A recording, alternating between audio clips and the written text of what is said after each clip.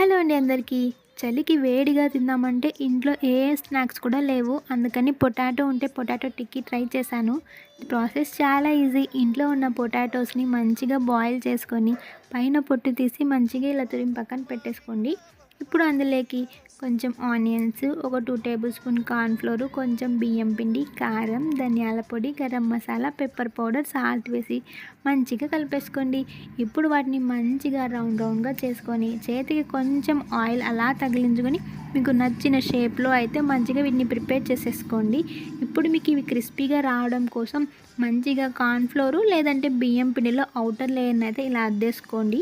ఇప్పుడు ఒక ప్యాన్లో కొంచెం ఆయిల్ వేసి మరీ డీప్ ఫ్రైలా కాకుండా షాలో ఫ్రై లాగా ఇటువైపు అటువైపు కాల్చేసుకుంటే ఈ చలికి వేడి వేడిగా పొటాటో టిక్కీ అయితే రెడీ అయిపోతుంది.